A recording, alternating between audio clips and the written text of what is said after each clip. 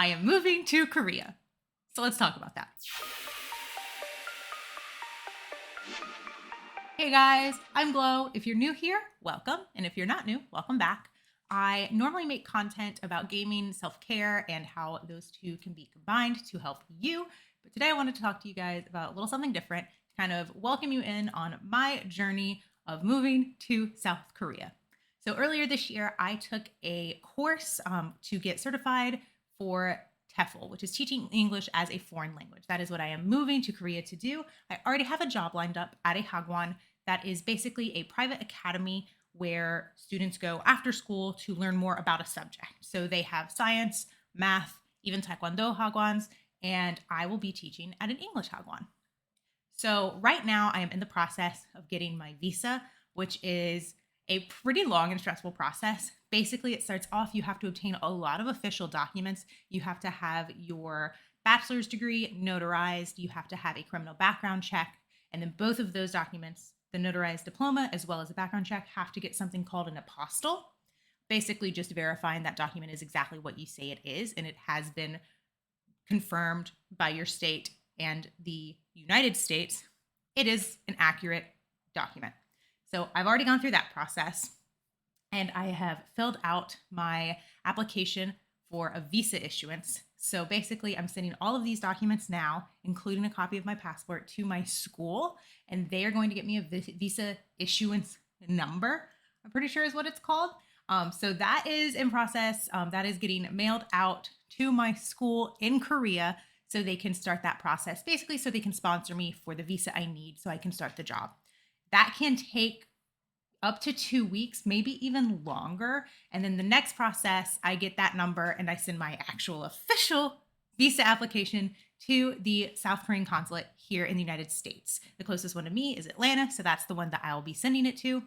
The visa application process is beyond stressful just because there's so many specific things that you have to do and they all have to be correct. So if you like some more information or clarification on that process, I'd be happy to do that in another video. Just let me know in the comments or send me a message on Twitter. I am again in the middle of that process right now, have everything cleared with my school to move forward. And basically, as soon as I get my visa from the consulate in the US, I am going to be cleared. We're going to book my flights. I'm going to be going over. It's all moving very fast. Basically, it's a super long process, but it's a snowball process. So things move very slow and then it all kind of just tumbles together at the end. We're in the tumbling stage right now. Another thing that's really interesting about my move is I am taking little baby Rory here. So Rory has never flown before. He's never been outside of the United States before. And Korea, if you don't know, is a rabies-free country. So they have very specific rules for bringing in animals to their country. Obviously, they don't want to have rabies enter the country. So he has to have a special test done, a rabies titer test. He's already had that done. We are waiting for the results, but he is vaccinated and he's always been vaccinated. So that will be fine. And then he also has to have a health certificate done by a USDA approved vet. And that is just to make sure that he is healthy enough to travel and will be good once he gets to Korea. My vet has already done a preliminary health check and been like, yeah, he's good to travel. We're good to go. But you do have to do that health certificate 10 days before you leave, within those 10 days of leaving. So we'll be doing that as well. Again, if that's something you guys are interested in learning a little bit more detail about, let me know. I've done so much research about it. He's my precious little angel baby boy. And so I want to make sure everything is smooth and he doesn't have to go into a super long quarantine or anything once we get to Korea. So I am doing my best to make sure everything is in order and we are good to go. Obviously, I'll keep everybody updated with that. I am incredibly nervous. I have never lived outside of the country. I've done quite a bit of traveling, but mostly on the Western Hemisphere. I have been to the Caribbean and Mexico, and I've been to parts of Europe, but I have never been to Asia. I've done a lot of research before I decided to move to Korea, and it's still not really enough to actually prepare you though. So I do want to keep you guys up to date with all of the process from what I'm sharing with you guys now, actually getting the visa and then traveling over there and of course living over there as well. I am so excited. You have no idea how excited I am. I already have so many places that I want to visit. I have hikes that me and Rory are going to go on, but I'm also very nervous. I've never lived that far away from my family. I don't anticipate it being a problem, but you never know until it happens. And I've never lived that far away from friends. It's a little nerve-wracking traveling to a country virtually alone that you've never been to before. The good thing is, though, I am very, very lucky, and fate just happened to be on my side. One of my best friends is making the move to South Korea as well. Shout out Acorn.